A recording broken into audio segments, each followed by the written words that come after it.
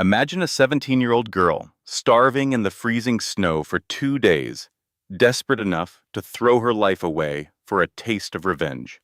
Now, imagine the most feared mafia boss in the city finds her in that alleyway. He doesn't hand her a stack of cash, and he doesn't give her a weapon.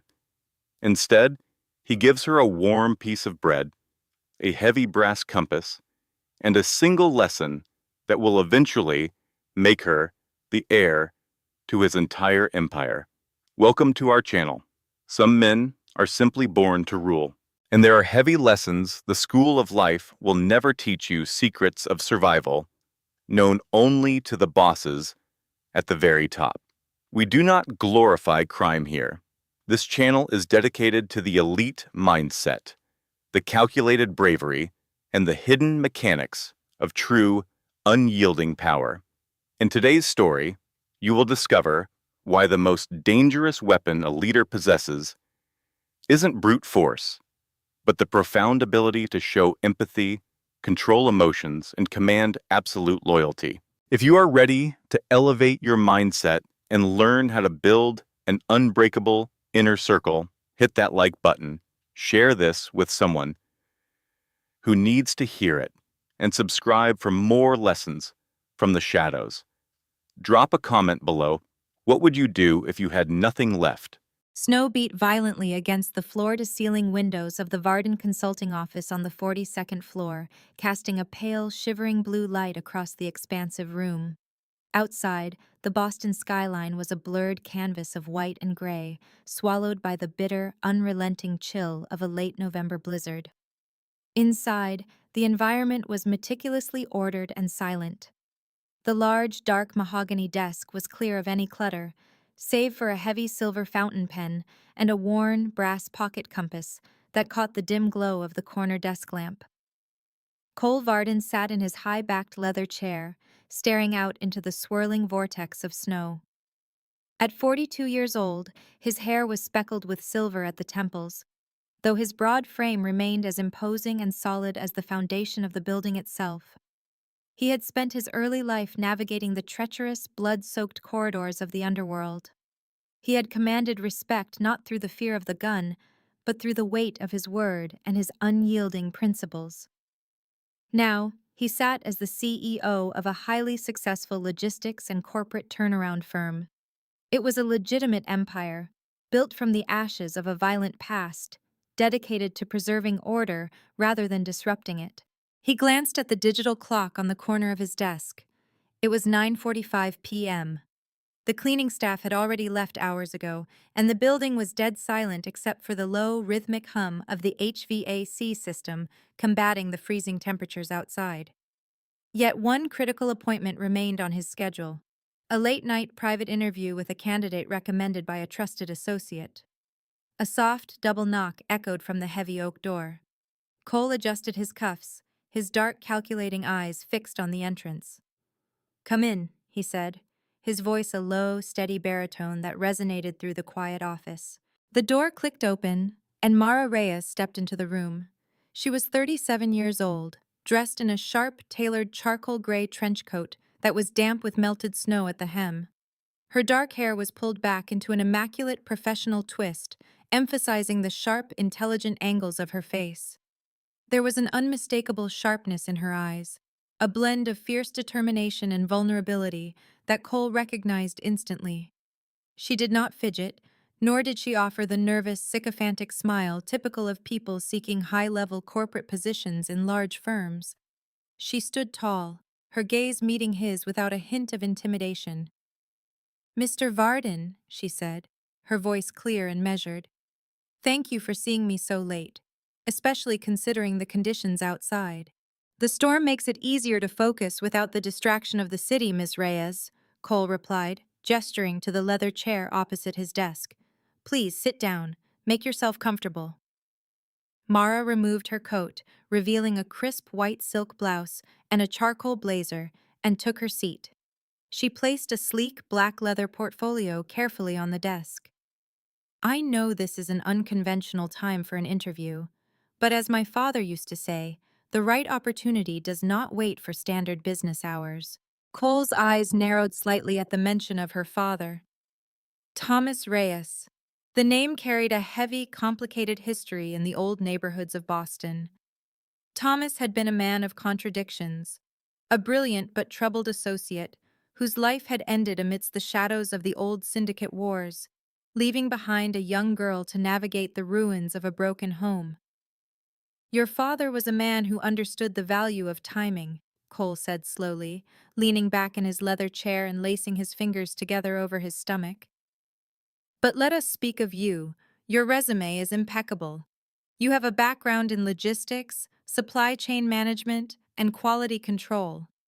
You have handled complex turnarounds for companies that were on the brink of total collapse. Yet you did not come here through a standard recruiter or a traditional headhunter. You came because you specifically requested to work for me. Mara met his gaze squarely, her expression unyielding and full of purpose. I came because I know who you are, Mr. Varden. I don't mean the CEO of this firm. I know the man behind the desk. I know what you did 20 years ago, and I know exactly what you did for me when the world was falling apart. The room fell completely silent, save for the muffled howling of the wind against the thick glass. Cole did not flinch or look away. He reached out and picked up the heavy brass compass on his desk, rolling it slowly between his fingers. He remembered that winter 20 years ago with crystalline clarity. The city was gripped by a similar frost. A 17-year-old girl, orphaned, exhausted, and abandoned by the very people her father had trusted, had been brought to his safe house. She had gone 2 days without food, her lips chapped, her eyes wild with a mixture of terror and defiance. He hadn't given her money. He hadn't handed her a weapon or an empty promise. He had sat her down at a wooden table, placed a loaf of warm bread in front of her, and given her the compass. 20 years ago, Mara said, her voice dipping slightly, carrying a deep weight of emotion and gratitude, I was standing in the cold, Mr. Varden. I had lost everything. My father was gone. The people he trusted had turned their backs on us, and I was starving. You found me in that alleyway behind the warehouse. You didn't just give me food. You told me something that changed the entire trajectory of my life. Cole's eyes softened, a faint, reflective smile touching the corners of his mouth. I remember it well. You were cold, Mara. But more than anything, you were angry. You were ready to throw your life away for revenge against people who were not worth the cost. I was, she admitted, her voice trembling slightly before she took a breath and steadied it. I wanted to find the people who destroyed my family. I wanted to tear them apart, no matter the consequences. But you stopped me. You took the bread, broke it in half, and pushed it across the table to me. Then you made me listen. Cole leaned forward, resting his forearms on the mahogany desk, his gaze locked onto hers, holding an intense, profound gravity. Do you remember what I told you that night? Cole asked, his voice steady, carrying the weight of a seasoned mentor. I do, Mara replied, her eyes brightening with determination and focus. You told me that anger is a poor substitute for wisdom. Yes, Cole said, his tone deepening. I told you. Hunger tests the body, but giving up tests the soul. True strength isn't just surviving, it is maintaining your dignity when you have nothing. He paused, letting the words settle in the silence of the room. The lesson was meant to be absorbed not just as advice, but as a philosophy for life and leadership. You see, Mara, Cole continued, his expression serious and caring, anyone can destroy. Anyone can let their circumstances dictate their actions and pull them down into the darkness. The real challenge is to rebuild when everything is broken. To make yourself stronger, you must not let the darkness of the past define your future. You have to use your intellect, your capacity to learn, and your ability to care for others. That is how a person achieves true, lasting power and becomes a leader others will follow. Mara nodded slowly, the realization of his words clearly reflected in her expression. The education of her spirit had been the foundation of her adulthood, guiding her through the demanding corporate world. I've spent the last 20 years studying, working, and building myself up, she said, her voice resonating with quiet power.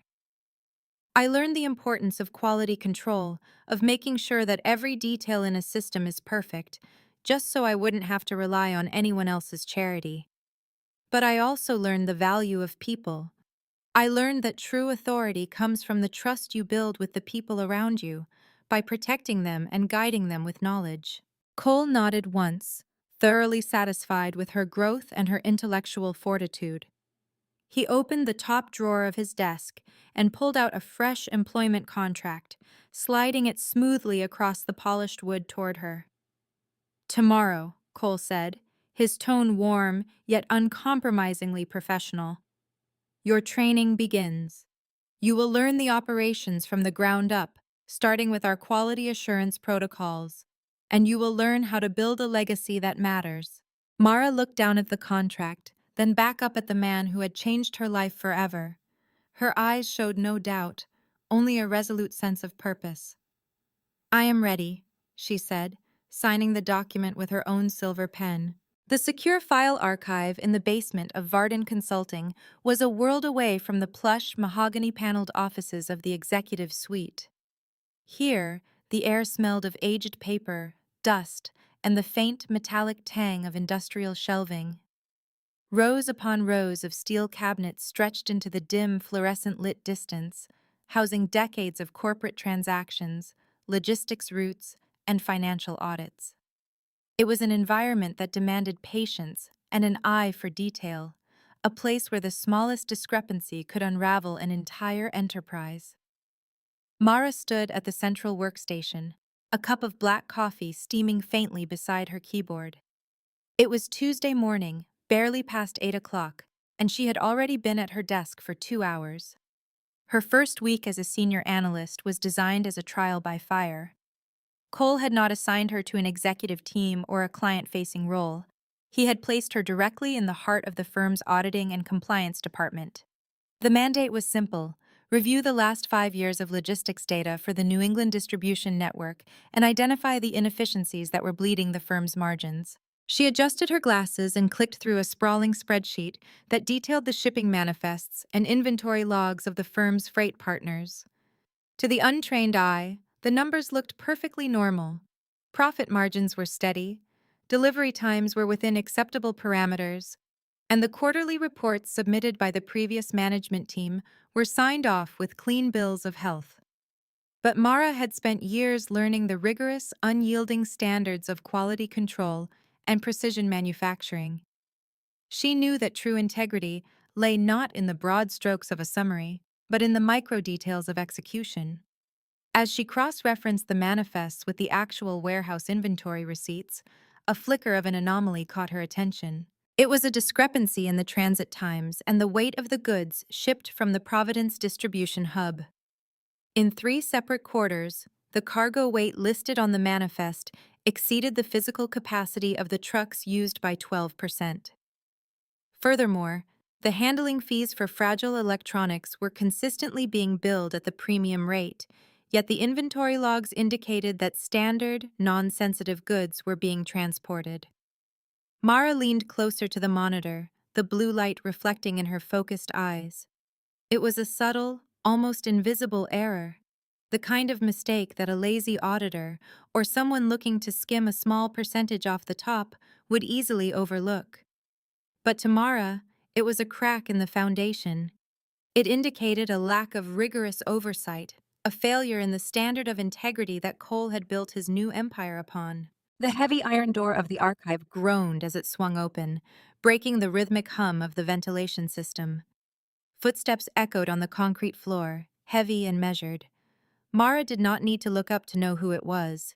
The sharp, clean scent of cedar and expensive wool preceded Cole Varden as he walked down the aisle between the towering steel shelves.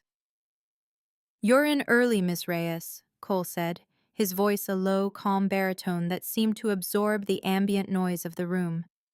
He was dressed in a charcoal 3-piece suit, looking more like an academic or a senior statesman than a man who had once commanded the most feared syndicate in the city. Mara turned from the screen, offering a respectful nod. "Good morning, Mr. Varden. I found something in the Q3 and Q4 logistics reports from the Providence hub. I thought it warranted a closer look before the morning meeting. Cole stepped up to the workstation, resting a hand on the edge of the desk. His gaze flickered over the spreadsheet, scanning the highlighted cells with the practiced eye of a man who had spent decades deciphering the language of ledgers and power dynamics. "Explain it to me," he said simply. "The weights do not align with the transport capacity," Mara said, pointing to the figures with the tip of her pen. "And the handling fees are inconsistent with the cargo classification. It's a minor discrepancy, less than 2% of the total volume, but it points to a systemic flaw in their quality control protocols. Either the staff at the Providence Hub is negligent, or there is an unauthorized diversion of resources occurring right under our noses." Cole studied the numbers for a moment, his expression remaining entirely unreadable. Then, a slow, approving smile touched the corners of his mouth. It was a genuine, warm expression that reached his eyes. "Most people," Cole said softly, "would look at a quarterly summary that shows an overall profit and sign it without a second thought. They would see the margin and assume the system is working. But you looked beneath the surface. You looked at the standard of the work itself." "My father always said that a chain is only as strong as its weakest link," Mara replied, her voice firm and clear. "And in the world of logistics, as in manufacturing, a deviation from the standard is not just a mistake, it is an invitation to failure." Cole nodded thoughtfully, turning his gaze toward the endless rows of filing cabinets. He leaned back against the edge of the desk, crossing his arms over his chest. "Let me tell you something about standards, Mara," Cole began, his tone taking on the quality of a seasoned teacher imparting a vital lesson. "When I was running operations in the old days, people believed that power came from the barrel of a gun or the size of your territory. But the truth was far more fragile. A territory is only yours if the people within it trust that you will protect them and keep your word. The same applies to a business. In a world of chaos and constant shortcuts, meticulousness, quality control, and absolute honesty are the true measures of a capable leader." He paused, letting the weight of his words sink into the cool air of the archive. Mara listened intently, absorbing every syllable, recognizing the deep educational value in his philosophy. "If we allow small inconsistencies like this to pass because the bottom line looks good," Cole continued, "we are telling our people that excellence does not matter. We are telling them that it is acceptable to cut corners. And once you begin cutting corners, the foundation of trust begins to rot. That is how empires fall, Mara. Not from the outside, but from the internal cracks that we choose to ignore." "I understand, sir," Mara said, her expression hardening with resolve. "We cannot afford to let negligence become the standard." "Exactly," Cole said, reaching into his pocket and placing a silver drive on the desk next to her keyboard. "I want you to take this data and prepare a full audit report. Present it to the executive team at tomorrow's strategy meeting. Do not sugarcoat the findings. Show them exactly where the cracks are, and more importantly, show them how we are going to fix it. This is how we teach our people that we value precision and responsibility above all else." Mara picked up the silver drive, feeling the cool metal in her hand. It was more than just a task. It was a vote of confidence, a clear demonstration that her attention to detail and her desire to do what was right were the qualities Cole wanted to cultivate in the organization. "I will have the report ready by 7 a.m., she promised, her gaze meeting his with unwavering confidence. Cole gave a single, firm nod. "I have no doubt about that, Mara. Work hard, but remember to rest. A sharp mind requires a clear spirit." With those words, Cole turned and walked back up the aisle, the sound of his footsteps fading into the quiet of the underground archive. Mara watched him go, then turned back to her monitor.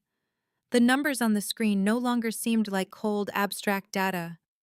They were a challenge, a test of her ability to uphold the standard of integrity that had saved her life 20 years ago. She took a deep sip of her coffee, her hands steady, and began to type. The morning sun broke over the Boston harbor, casting long, sharp shadows across the concrete expanse of the portside logistics warehouse. It was one of the largest distribution centers under Varden Consulting, a sprawling facility of steel beams, towering stacks of shipping containers, and the constant, deafening roar of diesel engines and heavy machinery. Mara stood near the loading dock, wearing a high-visibility orange vest over her charcoal blazer, a clipboard held firmly against her chest. Next to her stood Marco, Cole's right-hand man. Marco was a broad-shouldered, imposing figure with a heavy jaw and a permanent scowl that had been chiseled by years of working the violent streets of the old city. He did not share Cole's passion for corporate restructuring or legal compliance.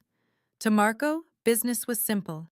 You secured the supply chain through absolute control, and you dealt with threats by eliminating them. I don't understand why we're wasting time with these audits, Mara, Marco grumbled, watching the forklift operators move pallets of imported medical supplies. His hands were stuffed deep into the pockets of his dark leather jacket.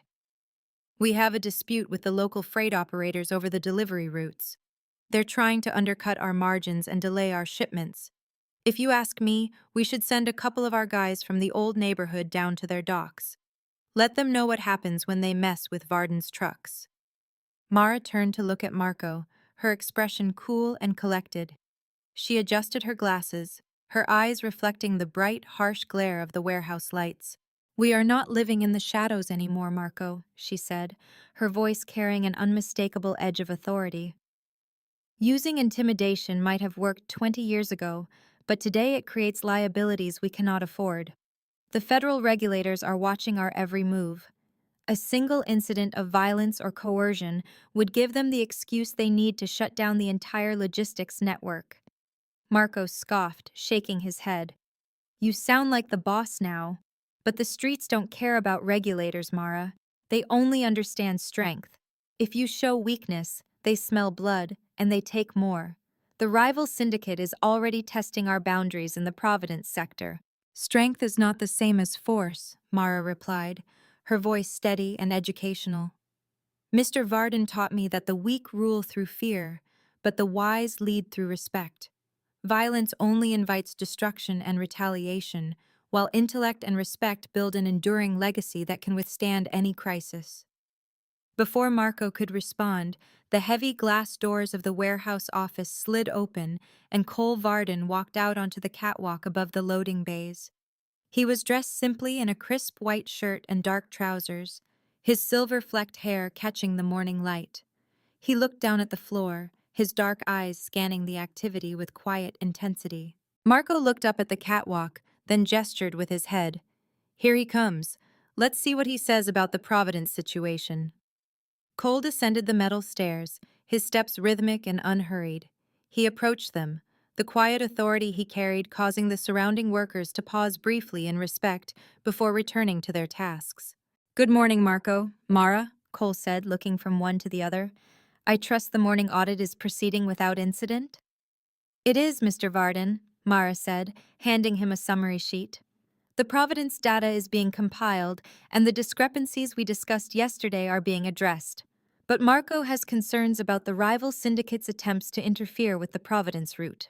Cole took the sheet, his eyes scanning the numbers before he looked up at Marco. His expression was calm, thoughtful, and entirely free of the anger that Marco expected. Let's walk, Cole said, turning toward the quiet end of the warehouse, where the shipping containers created a long, private corridor away from the noise of the machinery. The three of them walked in silence for a moment, the sound of their boots scraping against the concrete. When they reached the edge of the dock, looking out over the gray water of the harbor, Cole turned to face Marco. I heard about the tensions on the Providence route, Marco, Cole said, his tone conversational yet serious. You want to handle it the way we handled things in the 90s. You want to show them the teeth of the Varden syndicate. Marco nodded, his jaw tightening. It's the only language they understand, Cole.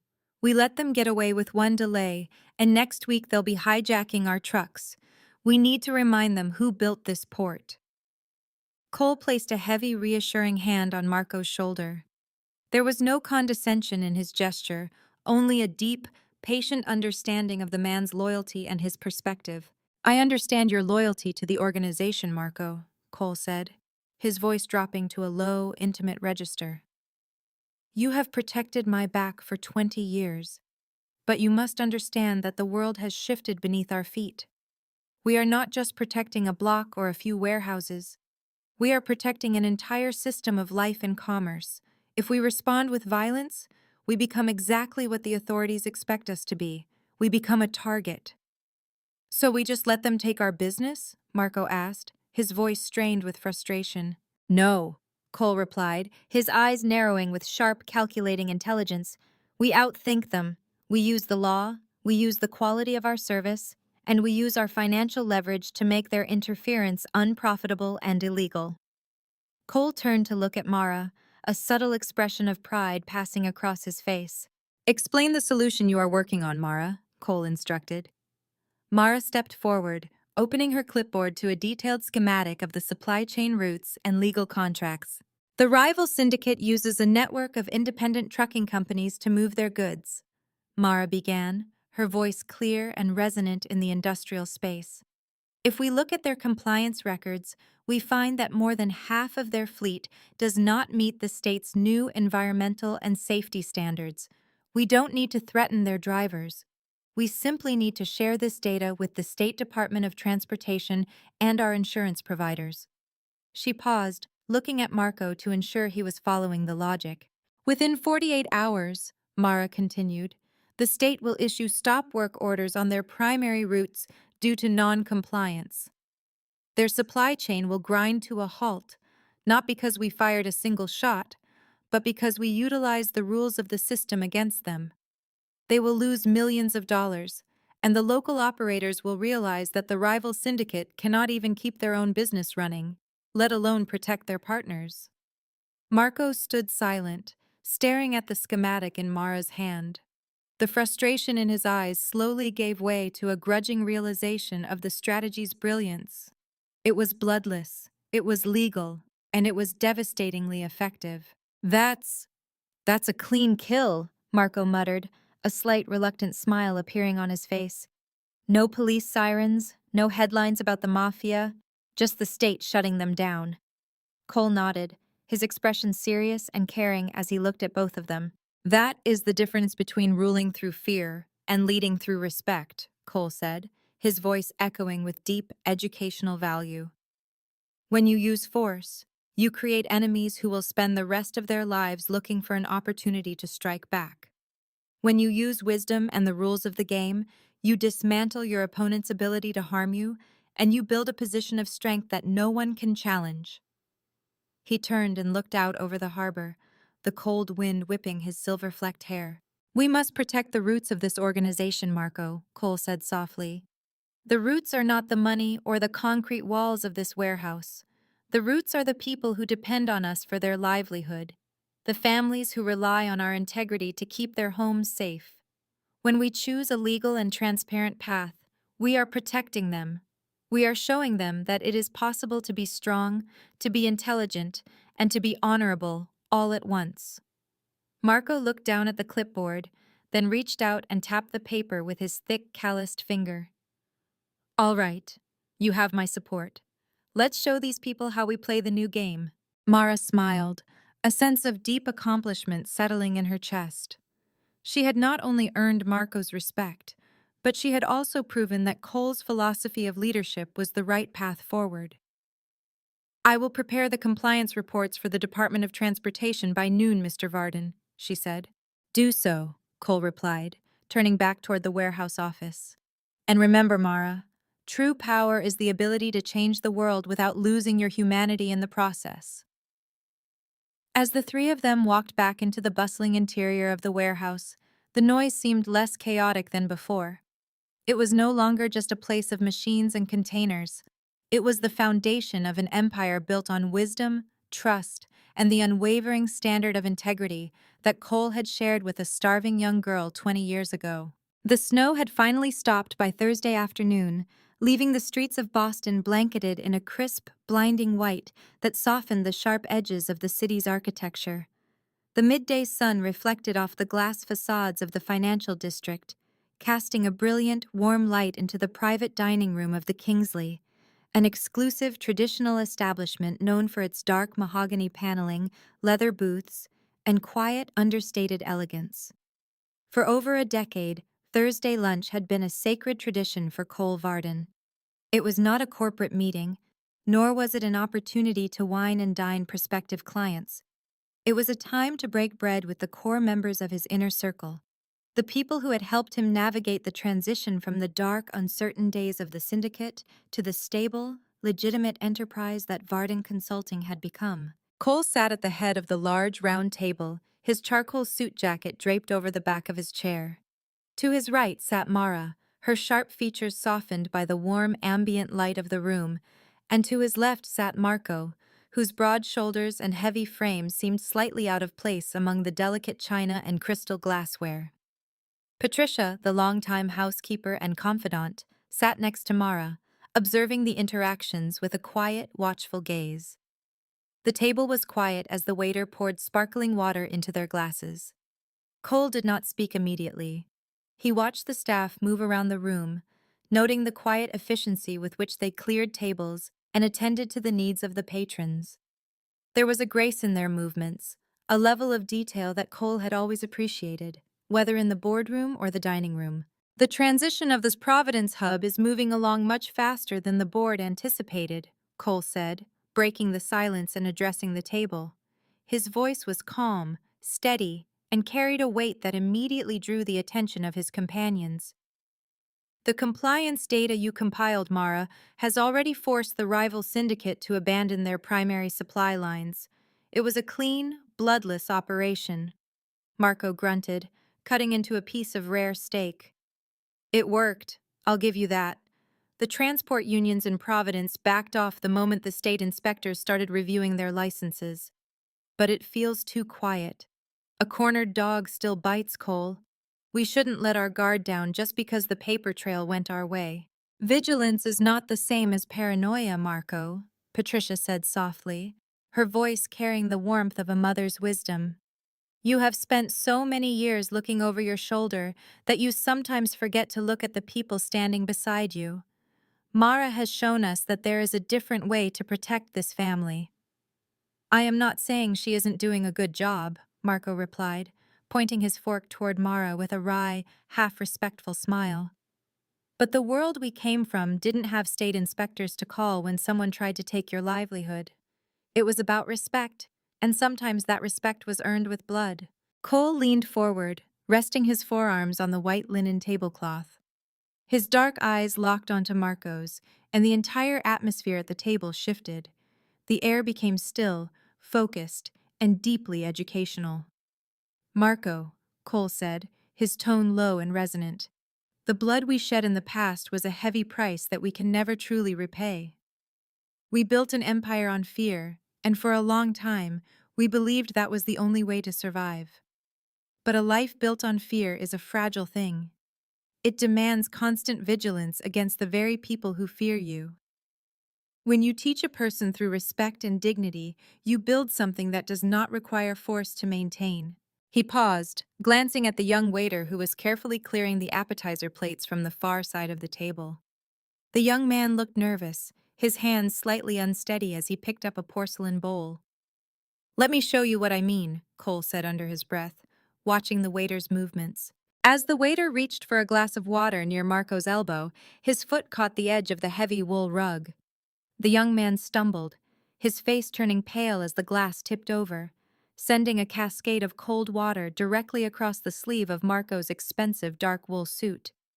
For a split second, the table froze. Marco's instincts took over.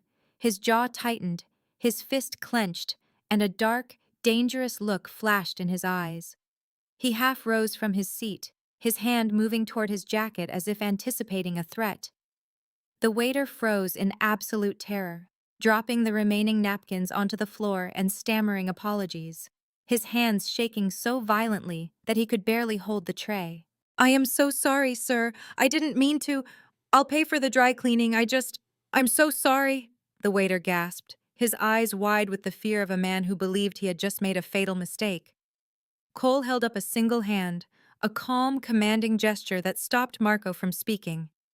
Marco looked at Cole, then slowly exhaled, his massive frame relaxing as he sank back into the booth, though his expression remained dark. Cole did not shout. He did not call for the manager. Instead, he reached for a clean linen napkin and calmly began to wipe the water from the table, ensuring that the young man understood there was no immediate danger. "Take a deep breath, son," Cole said, his voice gentle and warm, completely disarming the waiter's terror. "You are not in trouble. Accidents happen to everyone. The measure of a man is not in whether he falls, but in how he composes himself when he gets back up." The waiter stopped stammering, looking at Cole with disbelief and profound gratitude. "Thank you, sir. I really appreciate it." "Of course," Cole said, offering a reassuring smile. "Just take your time, clear the rest of the table carefully, and let the front desk know we are ready for the main course." The young man nodded rapidly, quickly and quietly clearing the spilled glasses before stepping away with a renewed sense of dignity. Cole turned his attention back to Marco, who was looking at his damp sleeve with a mixture of confusion and quiet realization. "You see, Marco," Cole said, his voice carrying an intense and profound gravity. "If you had reacted with anger, what would you have proven? You would have proven that a man with power can terrify a young man who is simply trying to earn a living. You would have made him hate you, and you would have created a wedge of resentment in this room." He leaned closer, ensuring that the lesson was absorbed not just by Marco, but by everyone at the table. "Never look down on those who serve you, Marco. True nobility is measured by how we treat people who have less power than we do. When you treat the vulnerable with respect and compassion, you teach them that human dignity is not something to be taken by force, but something to be shared. That is the cornerstone of absolute loyalty. People do not follow a leader because they are afraid of what he might do to them. They follow him because they know he will protect them, no matter how small they may seem." Marco looked down at his damp cuff, then slowly shook his head, a small, genuine smile finally breaking through his hard exterior. "You always find a way to make me look at the other side of the coin, Cole. I understand. I'll keep my temper in check next time." "It is not just about keeping it in check," Patricia added, placing her hand over Marco's large fist. "It is about understanding that every person in this room, from the CEO to the waiter, is a part of the family we are building. When we show them that their efforts and their lives are respected, they become our most dedicated protectors." Mara watched the exchange with a deep sense of admiration. She had seen Cole's transformation over the years, but seeing him apply this philosophy in an everyday setting, turning a potential conflict into an educational moment, demonstrated the true depth of his character. It was this exact blend of strength and compassion that had saved her life 20 years ago, and it was this standard of integrity that she was now helping to build within the firm's operations. "Mr. Varden," Mara said, breaking the gentle silence that had settled over the table. "The lesson applies to our business as well. When we audit the smaller distribution hubs, we aren't just checking the numbers. We are ensuring that the people working on the warehouse floor are treated fairly, that their safety protocols are met, and that their voices are heard. That is how we build a strong foundation." Cole nodded approvingly, his dark eyes sparkling with satisfaction. "Exactly, Mara. An organization is only as strong as the people at its base. If the roots are healthy, the tree can weather any storm." As the waiter returned with their main courses, the atmosphere at the table was completely different.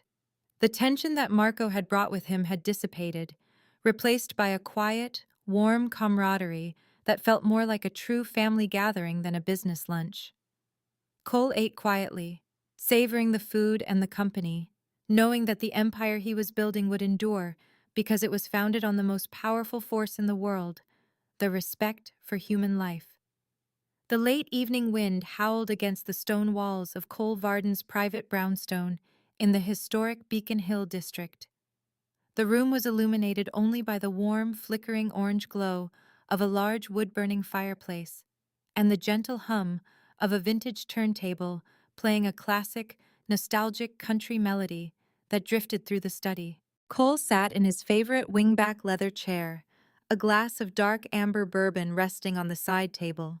He was reading through a collection of corporate reports, but his mind was elsewhere. He was thinking about the conversation he had had with Mara earlier that week. The mention of Thomas Reyes had opened a door to a past he had thought was long buried, a past filled with violence, difficult choices, and the heavy responsibility of leadership. A soft, hesitant knock came from the heavy oak door of the study. "Come in," Cole said, not looking up from the papers in his lap. The door clicked open, and Mara stepped inside. She was dressed in a simple, elegant black turtleneck and trousers, her hair loose around her shoulders, giving her a more personal, vulnerable look than the sharp corporate attire she wore during the day. In her hands, she held a thick, worn leather binder with a dusty, faded gold crest on the front.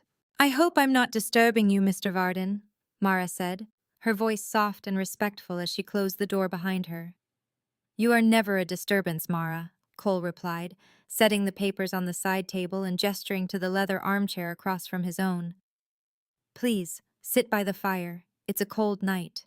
Mara walked over and took a seat, placing the heavy leather binder on the low table between them.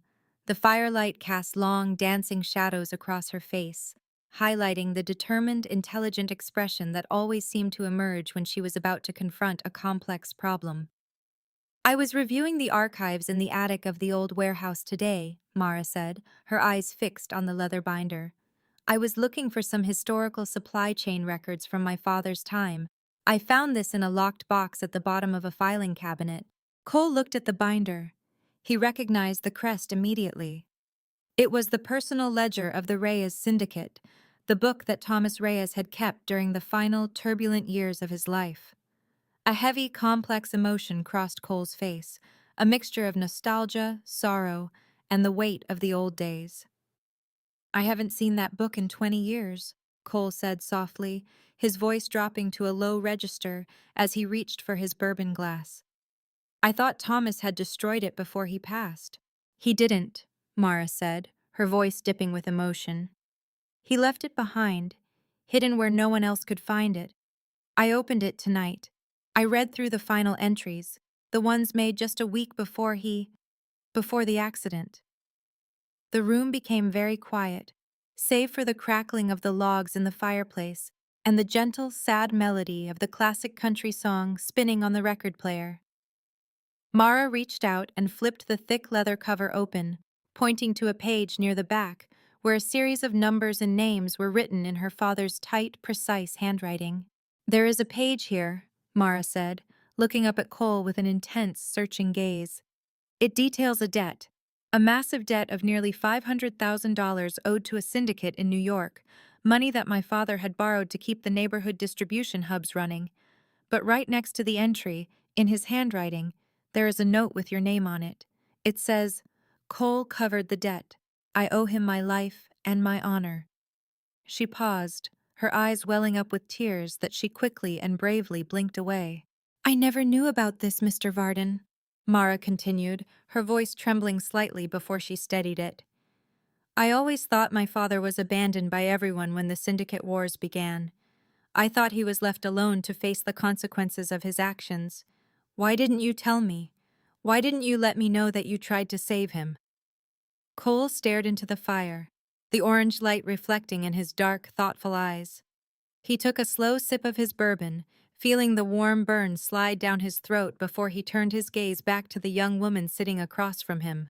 "Because, Mara, a debt of that nature is not something you advertise," Cole said, his tone incredibly calm and caring. "Thomas was a good man who made terrible choices. He was driven by a desire to protect the people in his neighborhood, but he didn't understand that when you borrow from the darkness, the interest is paid in blood. He came to me in the winter of 20 years ago, broken, defeated, and ready to take the blame for a failure that was not entirely his own." Cole leaned back in his chair, his expression becoming deeply reflective. "I paid the debt," Cole continued, "not because I wanted his loyalty, and certainly not because I wanted to take over his territory. I paid it because I respected him. He was a man who loved his family, and he was a man who tried to do the right thing, even when the system he was a part of was corrupt to its core." "But why did you keep it a secret from me all these years?" Mara asked, her voice filled with a mixture of confusion and profound relief. "Because," Cole said, leaning forward and looking directly into her eyes with intense gravity, If I had told you, what would you have done with that knowledge? You would have carried the weight of his debts and the anger of the past on your shoulders. You would have spent your life trying to avenge him or pay back a debt that could never be repaid. I didn't want you to be a prisoner of the past. He paused, letting the educational value of his words settle in the warm, quiet study. We cannot change the past, Mara, Cole said, his tone deepening with philosophical weight. It is written in the ledger, just like the numbers in that book. But what we can do is take responsibility for it. Growth does not come from running away from our mistakes, nor does it come from trying to hide the ugly truths of our history. Growth comes from confronting the past, accepting the responsibility, and using the lessons we learn to build something better, something that does not repeat the same errors. Mara looked down at the ledger, her fingers tracing the faded ink of her father's handwriting. The anger and confusion that had troubled her for years slowly dissolved, replaced by a deep, peaceful understanding of the man her father had been and the man Cole had become. He made mistakes, Mara whispered, a tear finally escaping and sliding down her cheek, though her smile was bright and strong. But he owned them, and you helped him carry the weight. Yes, Cole said softly. We all carry the weight of our past, Mara. That is what makes us human. But when you share that weight with someone you trust, it becomes lighter. It becomes a foundation upon which we can build an honorable life. Mara closed the heavy leather binder and looked at Cole, her expression showing no doubt or resentment, only a resolute sense of purpose and deep affection. I understand now, Mara said, her voice clear and resonant. The audit I am running, the changes we are making in the warehouse, this is not just about correcting the numbers. This is about taking responsibility for the past, making sure that the mistakes Thomas made are never repeated by the people we lead. Cole nodded, a warm, genuine smile gracing his face. It was the smile of a man who knew that his life's work had not been in vain, that the standard of integrity he had chosen to live by had been passed down to a new generation. Exactly, Mara, Cole said, raising his glass slightly as if making a silent toast to the past. You are the future of this organization. You are the proof that when we choose to act with wisdom and respect, the darkness of the past cannot touch us. You are the compass that will guide this family forward. The two of them sat in silence for a long time, watching the fire crackle and the record player spin out its gentle, nostalgic melody. Mara felt a profound sense of closure, knowing that the ledger was now closed and that the future was hers to build on a foundation of truth, loyalty, and absolute integrity. The heavy oak door of Cole Varden's residence closed, shutting out the biting chill of the Boston evening. Inside, the atmosphere was entirely different from the sterile, high-stakes environment of the corporate office. The foyer smelled of lemon oil, aged wood, and the rich, savory aroma of roasted garlic and herbs drifting down the hallway. The house was not a modern glass and steel fortress. It was a classic late 19th century brownstone, filled with woven rugs, tall bookshelves, and the quiet, enduring warmth of a place that had been lived in and loved. Mara hung her trench coat on the brass rack. The tension that usually gripped her shoulders after a 14-hour workday began to melt away. This was not a business dinner. Cole had been specific when he extended the invitation. Tonight was about stepping away from the ledgers, the audits, and the supply chain disputes. Tonight was simply about breaking bread. In the dining room, Mara, Cole's voice called out, warm and relaxed. She walked down the hallway, her heels clicking softly on the hardwood floor. The dining room was illuminated by a low-hanging chandelier that cast a soft, golden light over a beautifully set mahogany table. There were no spreadsheets, no digital tablets, no ringing phones. There was only a spread of porcelain dishes, crystal water glasses, and a bottle of deep red wine breathing in the center.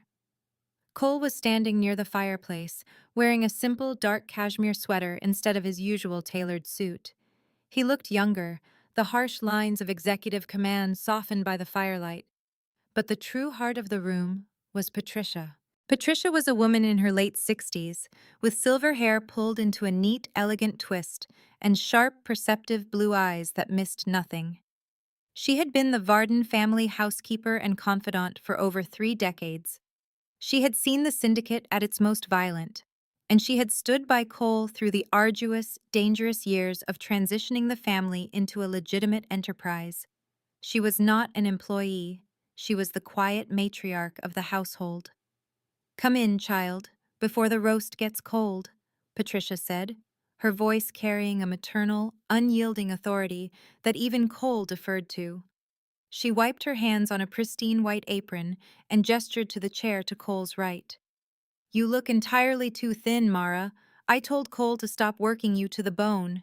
Mara smiled, a genuine, unguarded expression that rarely surfaced in the office.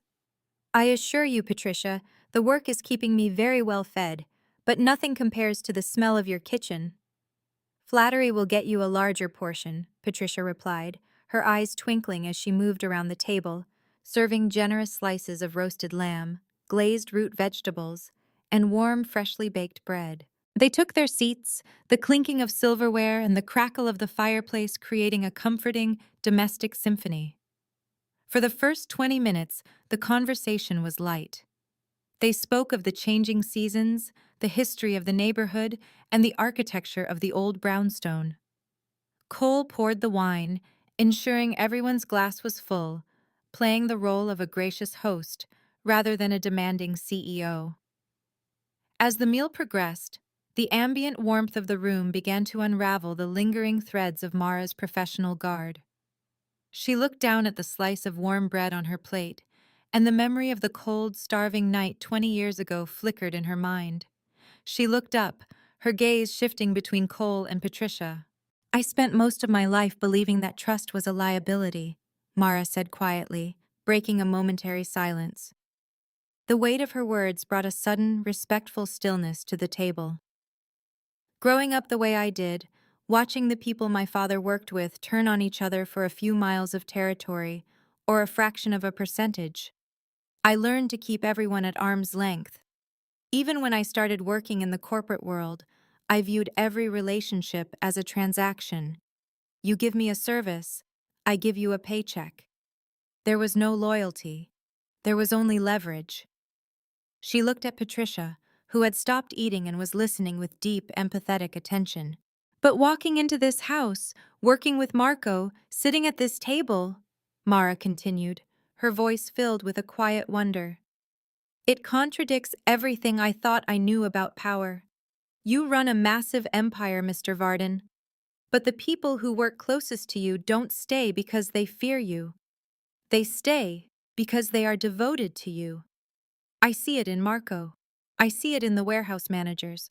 I see it here." Cole set his wineglass down, his expression reflective. He looked toward Patricia, deferring to the woman who had taught him some of his most vital lessons. Patricia folded her hands in her lap, her blue eyes fixing on Mara with intense, educational clarity. She knew the scars that a life of constant vigilance could leave on a young woman's soul. "Leverage and transactions can build a business, Mara, but they can never build a home, and they certainly cannot build an enduring legacy," Patricia stated, her voice resonating with absolute certainty. She leaned forward slightly, ensuring that every word carried its full weight. "You want to know why this organization holds together when so many others fracture? Let me tell you clearly, loyalty isn't bought. It is built on human warmth and care. Looking out for one another is what keeps a family together during difficult times."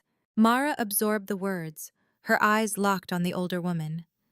Patricia continued, her tone explicitly instructive.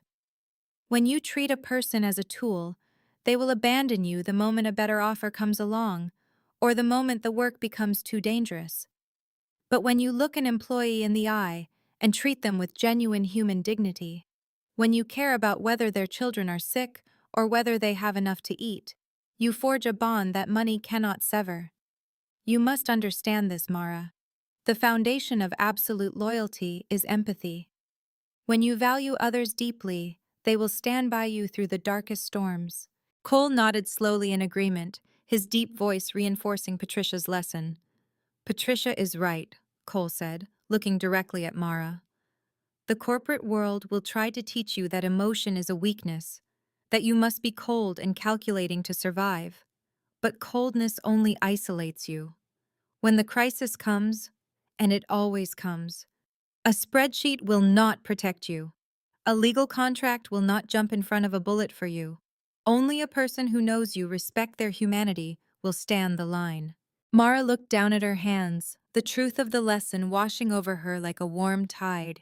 She thought about the young waiter Cole had spared from humiliation. She thought about the way Cole had handled her father's debt. It was a masterclass in human connection, a strategy far more sophisticated than any corporate maneuvering she had ever studied. I spent years trying to be tough, Mara whispered, a solitary tear glistening in the firelight. I thought if I never showed weakness, no one could ever hurt me again. There is a profound difference between being tough and being strong, Cole instructed, his voice gentle but firm. Being tough is putting up a wall to keep the world out. Being strong is having the courage to tear that wall down, to show compassion, and to risk caring for the people around you. You are strong, Mara. You always have been. Now, you are simply learning how to use that strength to build a family. Patricia reached across the table and placed her warm, weathered hand over Mara's. It was a simple, maternal gesture, but to a woman who had been orphaned and alone for 2 decades, it felt like an anchor in a restless sea. You are not alone anymore, child, Patricia said softly. You are part of this house now. And in this house, we protect our own, not with guns and not with threats. We protect each other with respect and with love. The rest of the dinner passed in a warm, comfortable glow. They shared dessert, a rich dark chocolate tart, and drank the rest of the wine. They laughed as Patricia told stories of Cole's younger, more reckless days.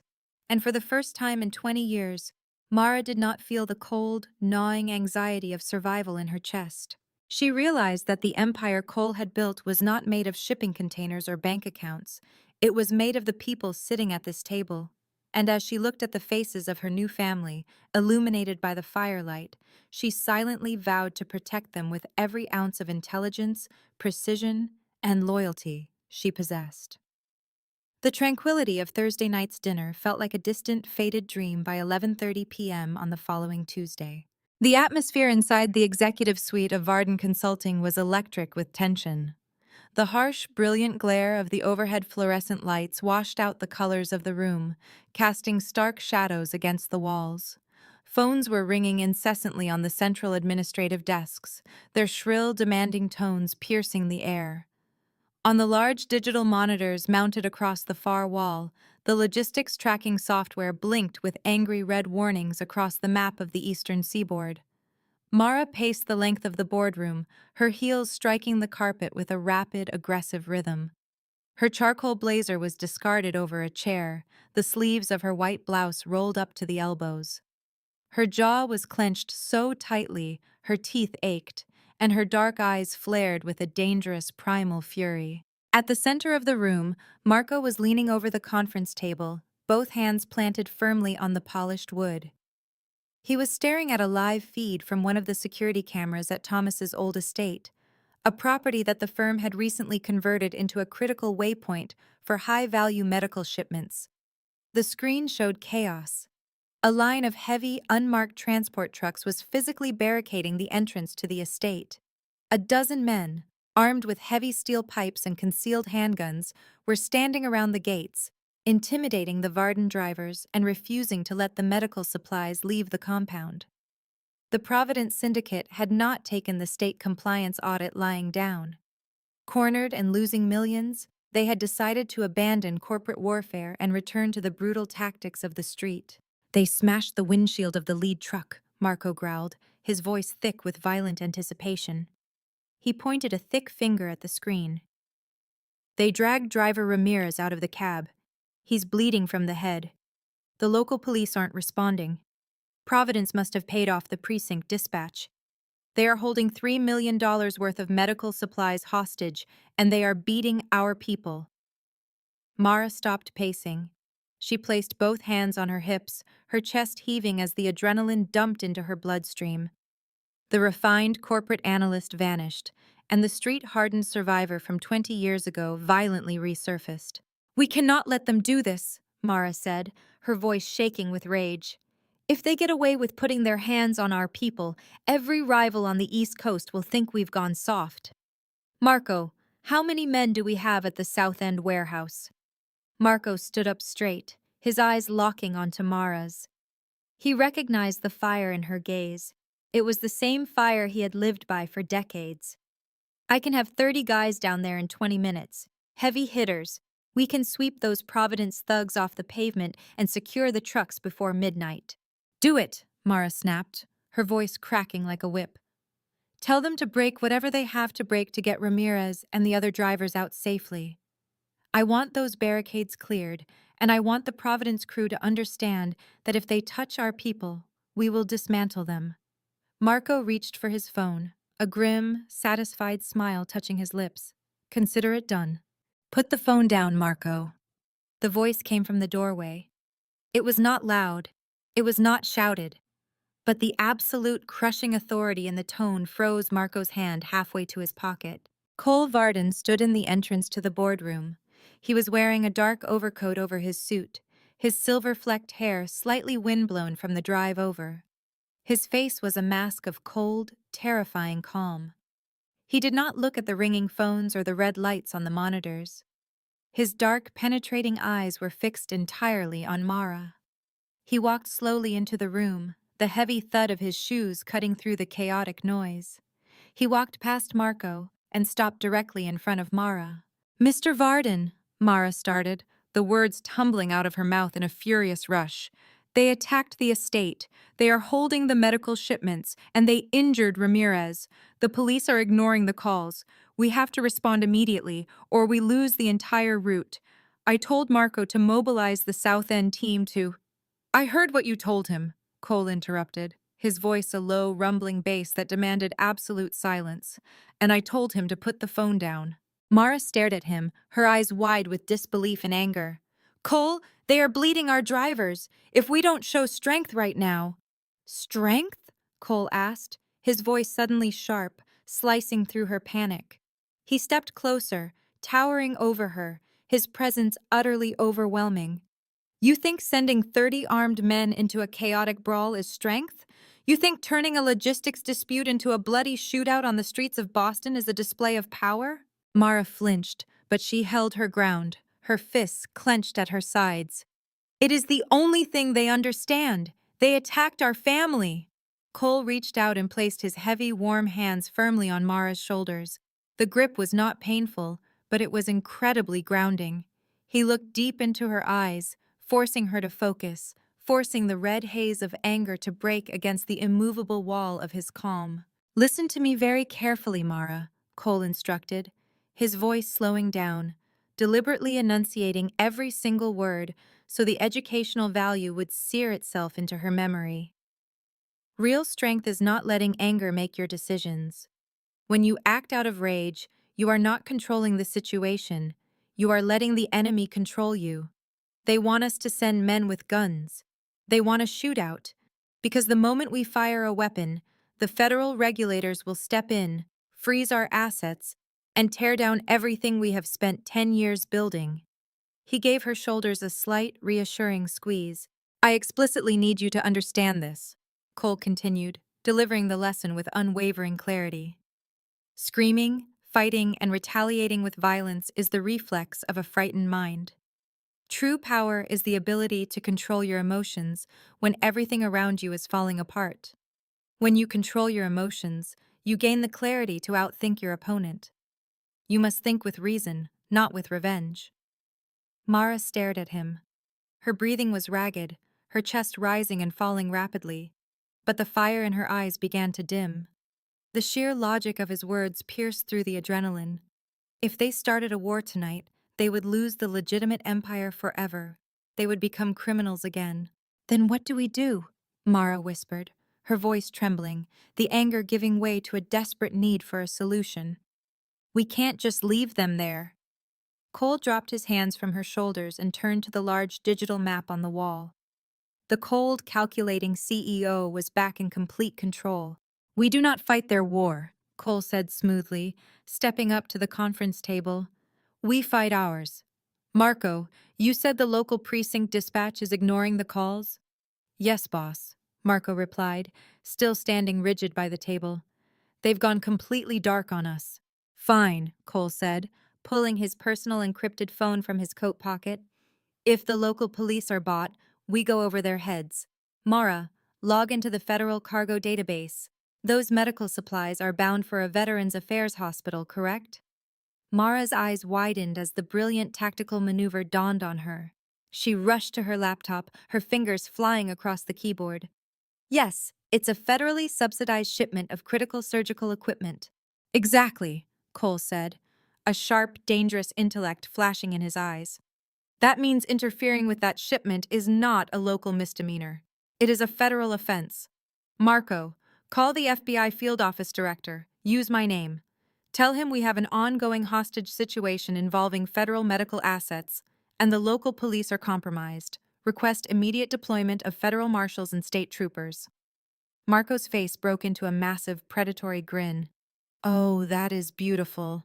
The feds will swarm that estate in 10 minutes with armored vehicles, and the Providence crew won't be able to fire a single shot without catching a federal terrorism charge. Mara, Cole continued, turning back to her, call the dispatch for our private medical evacuation helicopter. Have them fly directly to the estate. They don't need road access.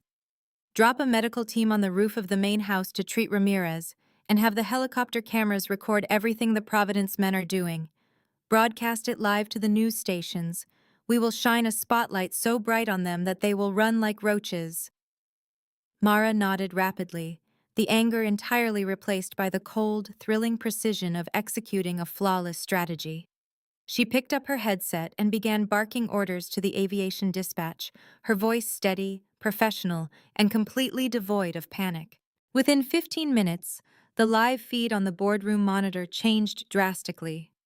The sound of heavy rotor blades echoed through the speakers as the Varden corporate helicopter descended over the estate, casting a blinding searchlight down onto the barricade. The Providence thugs looked up, shielding their eyes in panic, realizing immediately that they had lost the cover of darkness. Less than 5 minutes later, a convoy of black federal SUVs and state trooper cruisers smashed through the outer perimeter, lights flashing and sirens wailing.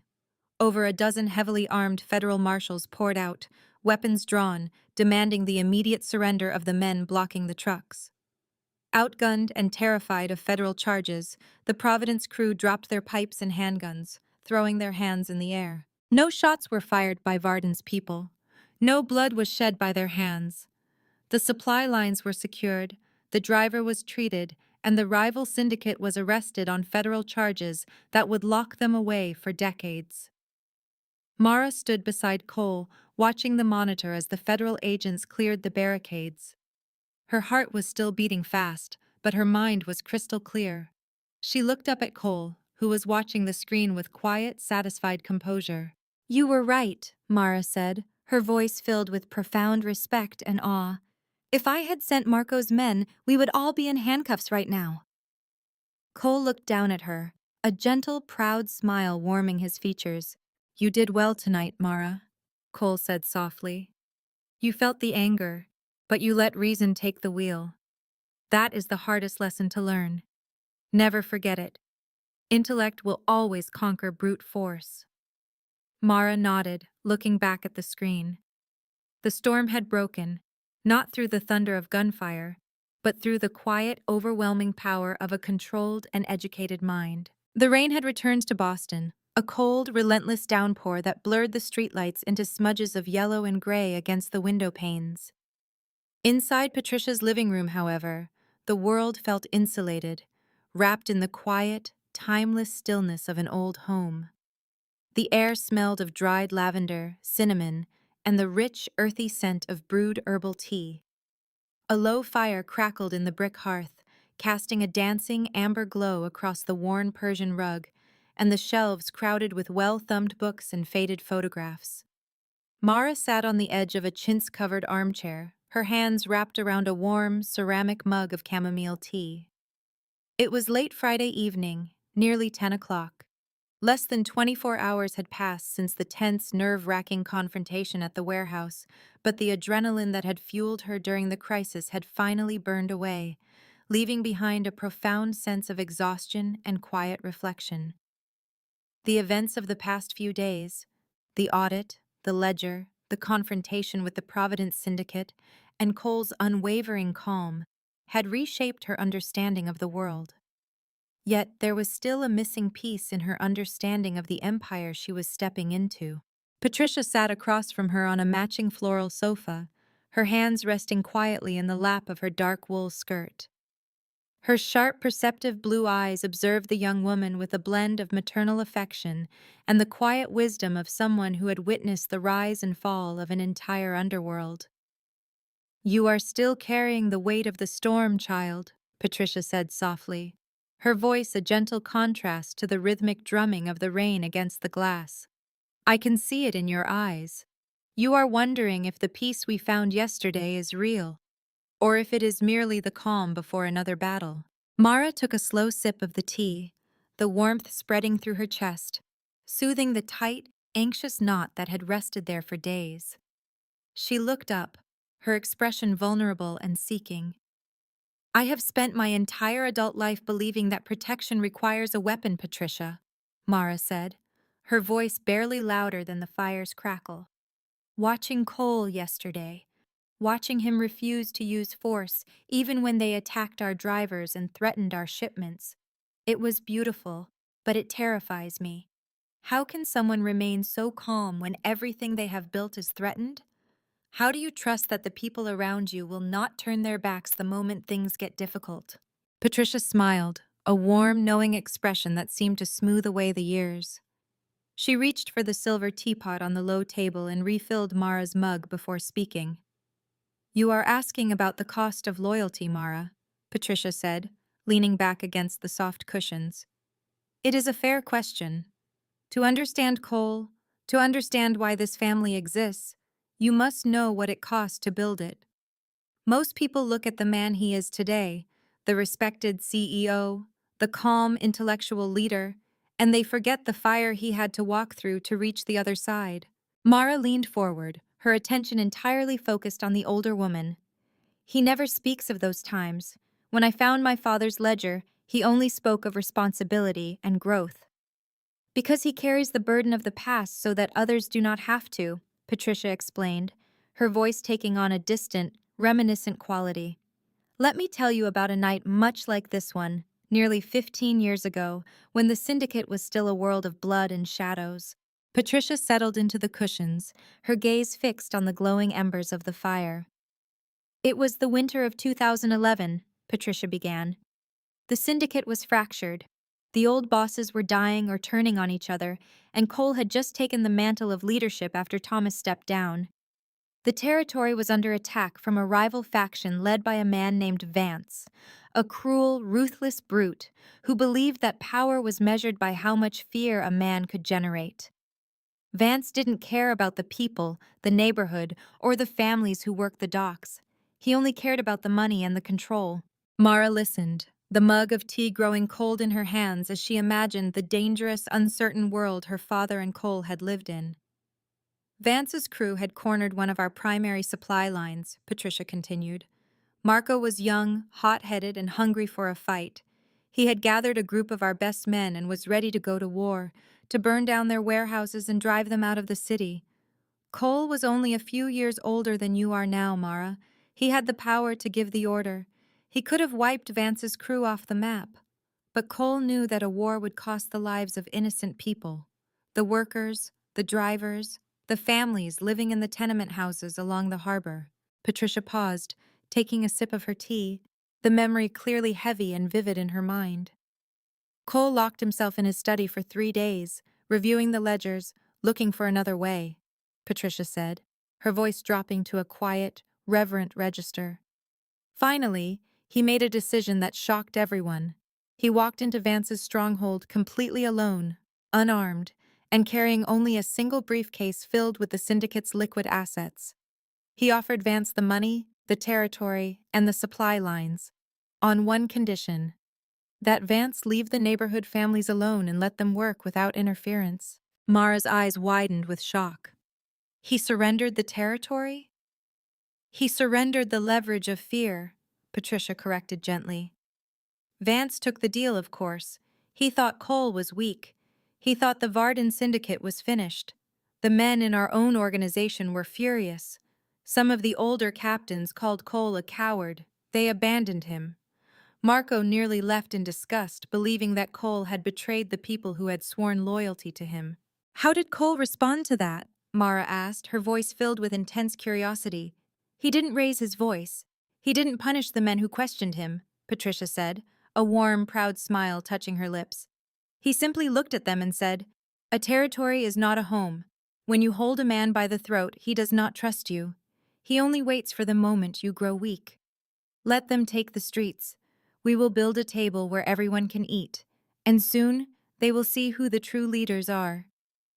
And you know what happened, Mara? Mara shook her head slowly, her eyes wide. Within 6 months, Vance's control began to rot from the inside, Patricia explained. He ruled through terror, and his own captains eventually turned on him, stealing his money and his supply chains. The families and the workers remembered who had protected them and who had fed them during the cold winter. They came to Cole, not because they were afraid, but because they believed in his word. They brought him the information he needed to dismantle Vance's empire without firing a single shot. That was the day the syndicate died, and Varden Consulting was born. Patricia leaned forward, her blue eyes fixing on Mara with an intense, profound gravity. You see, Mara, that is the lesson you must learn if you are to take the helm of this organization, Patricia said, her voice strong and explicitly educational. Loyalty is not a transaction, and it is not a blind, unthinking obedience. Loyalty is a choice to respect another's humanity. When you value others, they will stand by you through the darkest storms. Mara sat completely still, the words echoing in the quiet, warm living room. The lesson was not just an abstract principle. It was the very philosophy that had kept Cole alive, the philosophy that had saved her father, and the philosophy that had saved Ramirez and the drivers the night before. He values us, Mara whispered, a deep realization dawning in her eyes. That is why he stopped Marco. That is why he saved my father 20 years ago. He doesn't see us as resources to be spent or tools to be used. He sees us as human beings who deserve to be protected and guided. Exactly, child, Patricia said, her voice softening with maternal warmth. When Cole gave you that compass 20 years ago, he was not just giving you a piece of metal. He was passing on a legacy of respect and human dignity. He was telling you that no matter how much power you hold, you must never lose sight of the people who depend on you. Mara looked down at her hands. The exhaustion that had weighed her down at the beginning of the evening had vanished, replaced by a deep, immovable sense of purpose. She realized that the mantle of leadership she was preparing to take was not an accumulation of power or wealth. It was the stewardship of a family whose roots were planted in the rich, dark earth of empathy and absolute loyalty. I understand now, Mara said, looking up at Patricia, her voice clear, resonant, and full of strength. The audit, the compliance reports, the way we treat the workers on the warehouse floor, it is all part of the standard. If we want our people to be loyal, we must show them that their lives and their dignity are the most valuable assets this organization has. Patricia nodded, her eyes shining with unshed tears of pride. She reached out and patted Mara's hand gently. Thomas would be incredibly proud of the woman you have become, Mara, Patricia said softly. He made mistakes, but his greatest legacy is standing right here in this room. You have the intellect, you have the precision, and now you have the spirit to carry the compass forward. The two women sat in silence as the rain continued to fall outside, the rhythmic patter sounding less like a storm and more like a gentle, protective shield. Mara finished her tea, the warmth of the chamomile and the depth of the conversation settling deep into her soul. She knew that there would be more storms in the future. There would be rivals who would test them, and there would be crises that would demand every ounce of her intellect and control. But as she looked at the glowing embers of the fire, she knew that she was no longer a starving girl in the cold, running from the shadows of the past. She was a leader, built on a foundation of trust, wisdom, and the unbreakable bond of a family that respected human dignity above all else. She stood up, offering Patricia a warm, affectionate hug, and walked toward the door, her footsteps steady and confident, ready to face the dawn. The private library within Cole Varden's estate was a sanctuary of silence, a room where the chaotic noise of the city and the high-stakes pressure of the corporate world simply ceased to exist. Heavy velvet drapes framed the tall windows, filtering the late afternoon sunlight into thick, golden beams that illuminated millions of dust motes dancing in the air. The walls were lined from floor to ceiling with dark mahogany bookshelves, holding volumes of history, philosophy, and law. The quiet, enduring foundation upon which Cole had built his mind, and subsequently, his empire. Mara stood by the window, looking out over the manicured grounds. The snow had finally melted, leaving the grass a deep, vibrant green, signaling the quiet arrival of spring. The Varden Consulting transition was in its final critical stages. The federal intervention in Providence had sent a shockwave through the East Coast logistics networks. The message was clear. Varden Consulting did not bleed, it did not retaliate with street violence, and it was entirely untouchable by traditional syndicate warfare. Rivals were stepping back, and legitimate corporate partners were flooding in. The empire was secure. Behind her, the heavy oak door clicked open. Cole walked into the library, his presence as grounding and commanding as the architecture of the room itself. He wore a crisp, tailored navy suit without the tie, the top button of his shirt undone. He looked tired, but it was a good kind of tired, the deep, satisfying exhaustion of a man who had finally finished a lifelong, grueling task. The board approved the final restructuring of the Providence hub this morning, Cole said, walking over to a large, ornate mahogany desk in the center of the room. He poured 2 glasses of water from a crystal carafe, handing one to Mara. Marco is down there now, overseeing the integration of the new compliance protocols. For the first time in 20 years, there is not a single illicit dollar flowing through our supply chains. The slate is entirely clean. Mara took the glass, her fingers wrapping around the cool crystal. She took a slow sip, letting the magnitude of his words settle in. It feels almost surreal, she admitted, her voice echoing softly in the quiet room. I spent so much time looking for the cracks, preparing for the next attack. Now that the war is over, and the transition is complete, the quiet takes some getting used to. Cole offered a small, understanding smile. Peace often feels uncomfortable to those who were raised in the trenches. When you are used to fighting for survival, the absence of conflict can feel like a trap. But this is the world we have bled for, Mara. It is the world we must now learn to live in. He walked behind his desk and pulled a small brass key from his pocket. He unlocked the bottom drawer, a heavy, fortified steel compartment hidden behind the wood paneling. From the drawer, he retrieved a small, worn wooden box made of polished cedar. The brass hinges were oxidized with age. Cole placed the box gently on the center of the desk and looked up at Mara. I asked you to come here today because the business of the transition is complete, but there is a personal transition that must occur between us. Mara approached the desk, her heart beating a little faster. She recognized the reverence in Cole's movements, the heavy, deliberate pacing of a man about to impart something of immense value. When you came to my office on that snowy night for your interview, you told me that you remembered the bread and the lesson I gave you 20 years ago, Cole said, his voice dropping to a low, intimate register. But there is a part of that night I never explained to you. A part I kept hidden until I knew you were ready to understand the full weight of it. Cole reached out and slowly unlatched the cedar box. He opened the lid. Resting on a bed of faded black velvet was an old, heavy brass compass. It was scratched and dented, the glass slightly cloudy, but the needle inside still trembled, constantly seeking its direction. Mara's breath hitched in her throat. She had seen this compass before. It had sat on Cole's desk during her interview. But seeing it now, resting in the velvet, She recognized the faint, intricate engraving of an eagle on the inside of the lid, the crest of the Reyes family. "This belonged to my father," Mara whispered, her hand instinctively reaching out, stopping just an inch above the brass casing. "Yes," Cole said softly. "It did." Thomas carried it with him everywhere.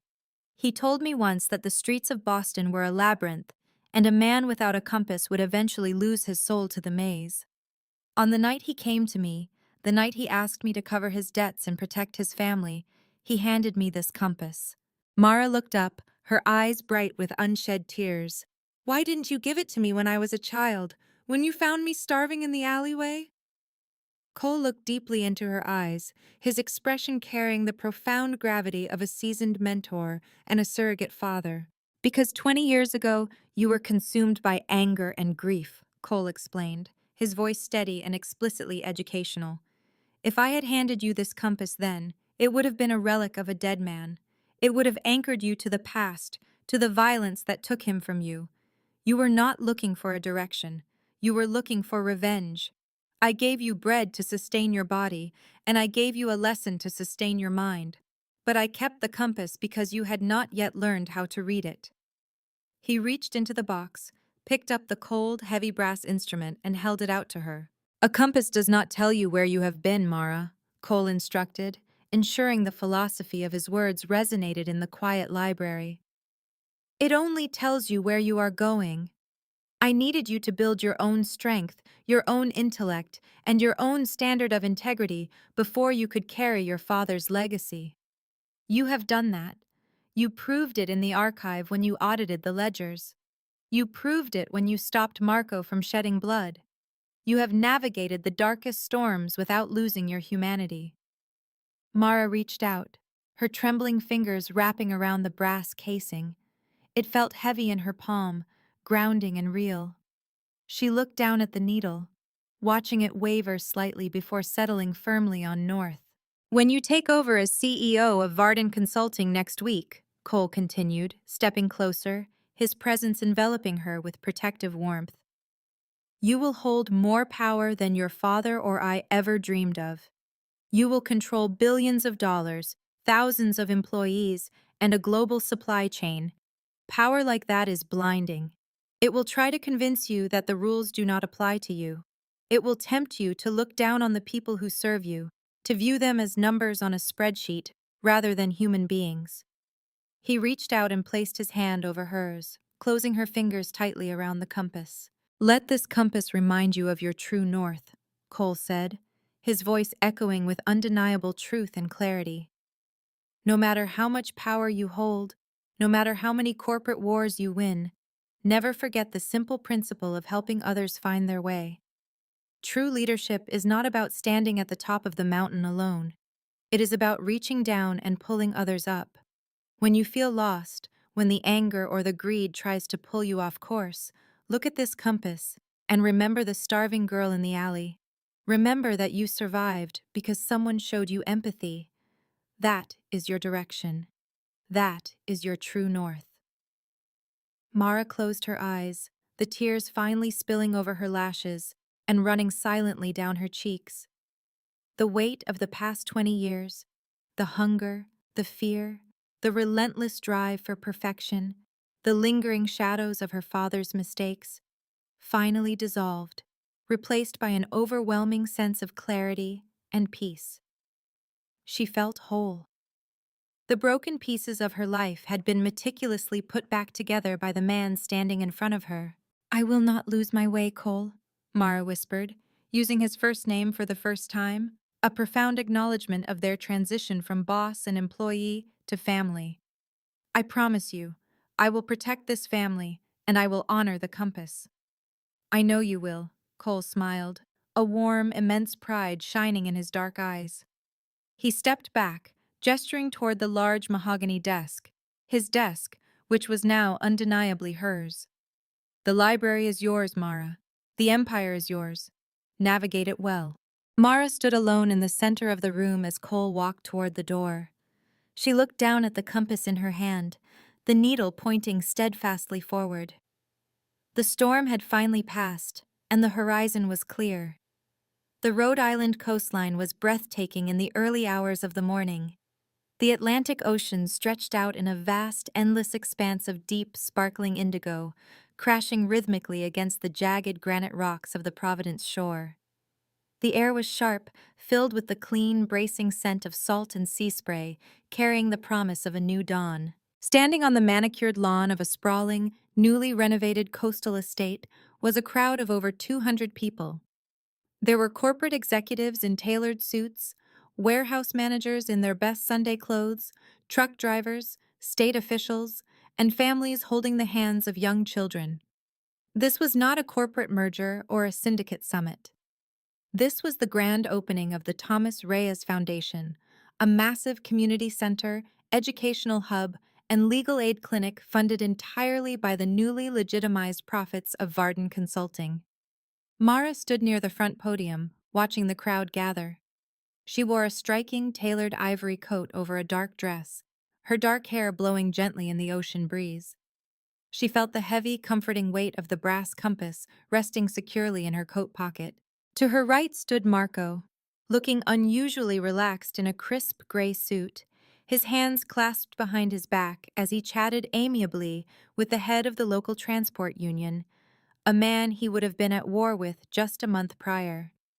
To her left was Patricia, her silver hair gleaming in the sunlight, dabbing her eyes with a lace handkerchief as she watched a group of children run across the pristine lawn. The transition was absolute.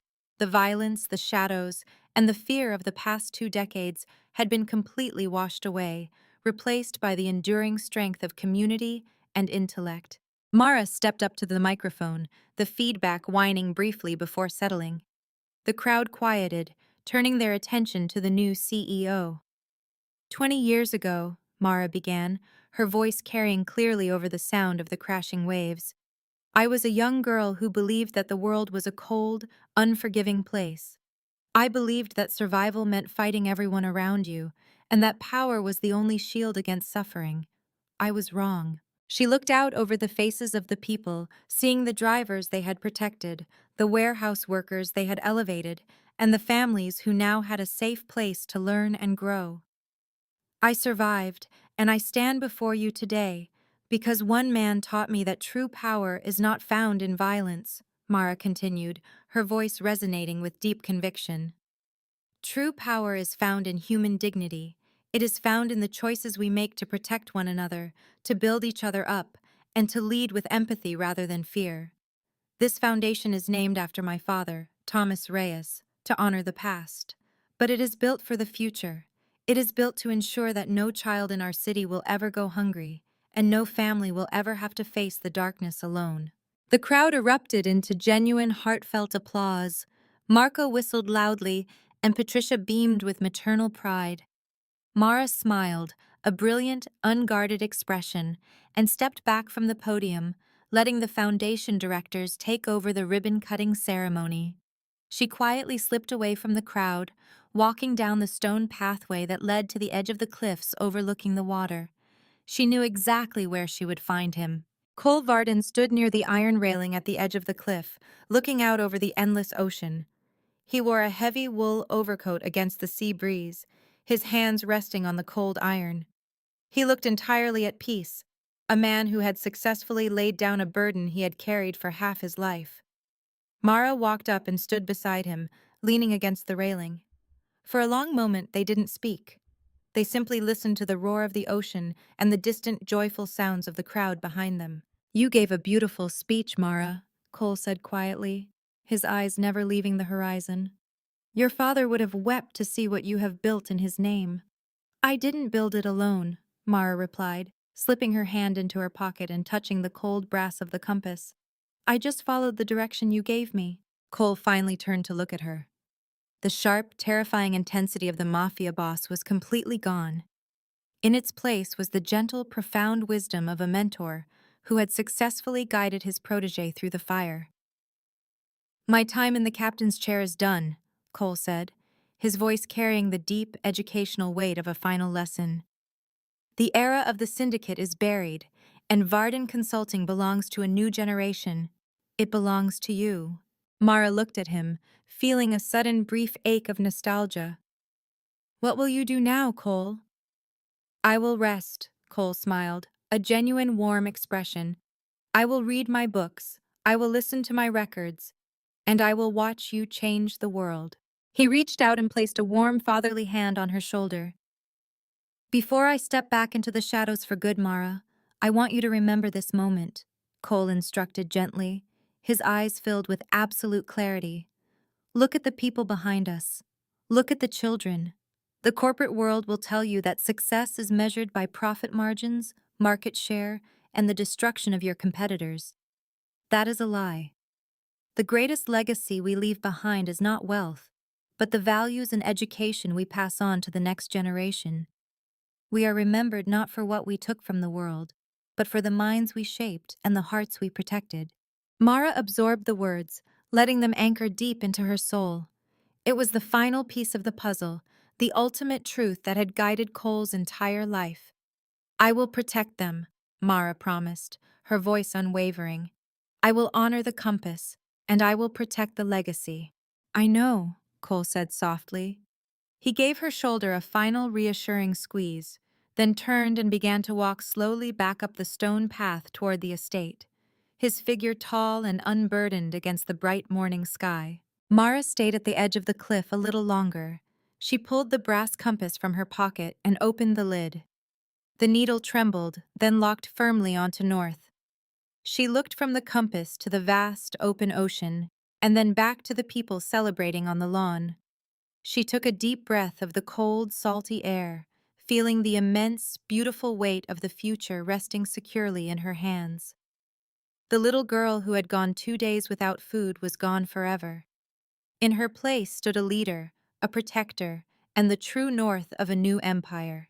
In a world often driven by instant gratification and brute force, the story of Cole Varden and Mara Reyes stands as a profound testament to the power of wisdom, empathy, and moral redemption. At its core, the narrative isn't even just about the transition of a syndicate into a legitimate enterprise.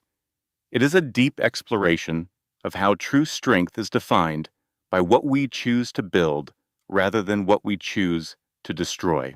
The first major moral lesson embedded in the story is that anger and force are poor substitutes for wisdom. When confronted with threats or betrayal, the immediate instinct of characters like Marco is to resort to violence, to reassert control. However, Cole consistently demonstrates that a cool mind and an intellectual approach can dismantle opposition far more effectively than any weapon. He teaches Mara and the audience that true authority is not about making people fear you, but about earning their absolute loyalty through respect and shared human dignity. The story highlights the profound value of human connection and mentorship. Cole's decision to help a starving young girl, not with a handout of cash, but with bread and a life lesson, speaks volumes about the long-term impact of empathetic actions. He teaches us that a true leader's responsibility is not merely to survive, but to guide others, to help them find their moral compass, and to ensure they become stronger and wiser. The brass compass serves as a timeless metaphor for keeping one's true north, the core values of honesty, integrity, and responsibility in the face of overwhelming power. The narrative emphasizes the necessity of confronting and taking responsibility for our history. Instead of hiding Thomas Reyes's ledger or his past debts, Cole uses them as a teaching moment. He shows Mara that while we cannot change our history, we can take responsibility for it and use our experiences to make wiser decisions. This educational value shines through character dialogue, reminding readers that accountability is the foundation of genuine maturity and personal growth. Ultimately, the story delivers a powerful message about what it means to leave a lasting legacy. As Cole steps back and Mara takes the helm of the foundation, we learn that the greatest wealth a person can leave behind is not financial or material. It is the positive impact on the lives of others, the values they instill, and the compassion they share with their community. The Silent Oath is an inspiring tale that challenges us to rethink our definition of power. It shows us that true strength lies in our ability to control our emotions, show compassion to the vulnerable, and lead with a clear moral direction. It is a timeless lesson urging us all to be stronger, wiser, and more human in everything we do. This work is a creation of the author's imagination, designed to entertain and provoke thought. Any resemblance to real persons, places, or events is purely accidental. The author assumes no responsibility for interpretations that connect fictional elements to real-world entities.